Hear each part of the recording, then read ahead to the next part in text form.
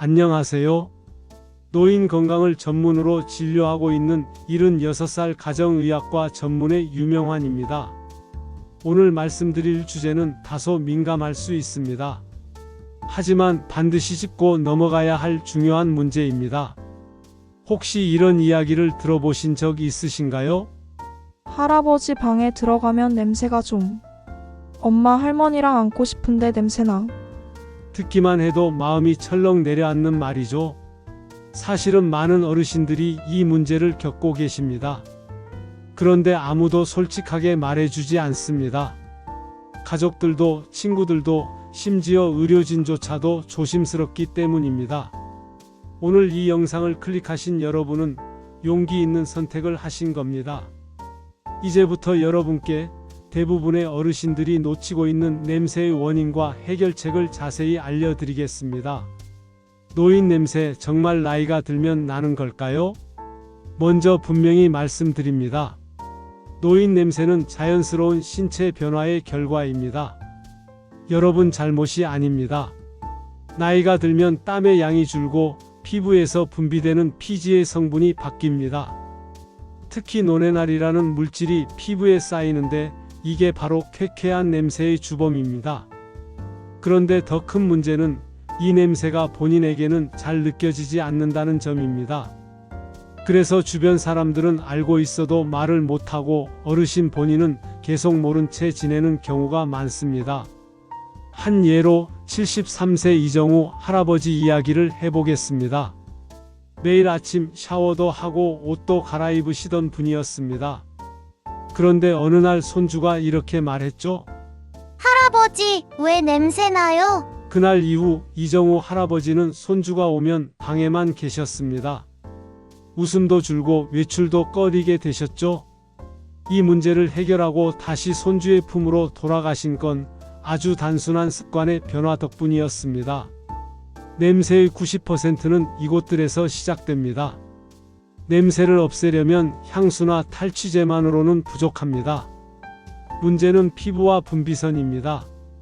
귀 뒤와 목 뒷덜미. 이 부위는 땀과 피지가 잘 모이지만 샤워할 때 자주 잊고 지나갑니다.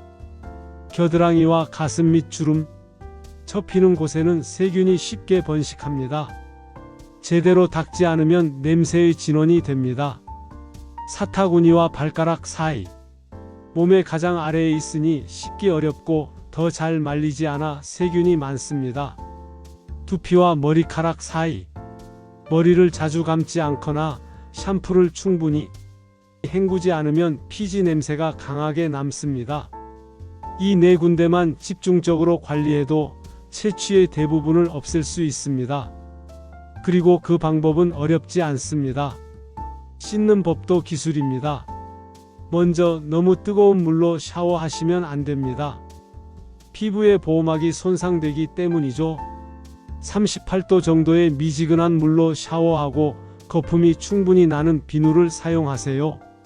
그리고 무엇보다 중요한 건 손보다는 수건이나 샤워 브러쉬를 사용해서 부드럽게 문지르는 것입니다. 귀 뒤, 겨드랑이, 발가락 사이는 꼭 신경 써 주세요. 샤워 후에는 피부를 완전히 말리고 로션으로 보습해주면 냄새 예방에 더 효과적입니다. 식습관도 채취를 좌우합니다. 음식도 냄새에 영향을 줍니다. 기름진 음식과 붉은 육류를 줄이세요. 소고기, 돼지고기, 치즈 같은 고지방 식품은 몸속에서 분해되며 냄새를 유발합니다. 섬유질 많은 식사를 하세요. 현미, 채소, 과일은 장 속 노폐물을 줄여 냄새 제거에 도움을 줍니다. 마늘은 걱정 마세요. 생마늘은 일시적으로 냄새를 만들 수 있지만 체내에선 항산화 작용으로 채취를 줄이는 효과가 있습니다. 그리고 꼭 기억하세요. 수분 섭취는 모든 냄새를 줄이는 가장 간단한 방법입니다. 하루 68잔의 물을 마시세요. 옷과 침구 방심하지 마세요. 옷은 매일 갈아입어야 합니다. 특히 속옷, 양말, 티셔츠는 땀과 피지를 가장 많이 흡수하죠. 침구는 일주일에 한 번, 베개 커버는 3일에 한 번 세탁하는 것이 좋습니다. 햇빛에 말리는 것도 중요합니다. 자외선이 세균을 죽여 냄새를 줄여주기 때문입니다. 공기 관리도 중요합니다. 창문을 열어 환기하는 것만으로도 실내 냄새는 크게 줄어듭니다. 아침 저녁으로 하루 2번 10분만 해보세요. 또한 신발은 2켤레 이상을 번갈아 신고 하루에 1번은 바깥에서 말리는 것이 좋습니다. 구강 관리도 빠지면 안 됩니다. 입냄새도 노인 냄새에 포함됩니다. 이를 닦을 때는 혀도 함께 닦아주기, 식후에는 자일리톨 껌을 씹어 침 분비를 늘리기, 그리고 구강청 결제 사용도 큰 도움이 됩니다. 입안이 건조하지 않게 물을 자주 마시는 것, 이것도 효과적입니다. 실천 예시 박순희 할머니의 변화. 69세 박순희 할머니는 냄새 때문에 동네 모임에 잘 나가지 않으셨습니다. 그런데 제가 알려드린 3가지만 실천하셨어요. 매일 미지근한 물로 귀 뒤, 겨드랑이, 사타구니 씻기. 하루 8잔 물 마시기. 속옷과 티셔츠 매일 갈아입기. 한 달 뒤 모임에서 요즘 왜 이렇게 뽀얘졌어요? 라는 말을 들으셨다고 합니다. 선생님, 요즘은 나가는 게 좋아요. 사람들이 옆에 와도 편하니까요. 그 말씀이 얼마나 감동적이었는지 모릅니다. 여러분, 냄새는 나이 탓도 아니고 부끄러운 일도 아닙니다. 그저 제대로 관리받지 못했을 뿐입니다.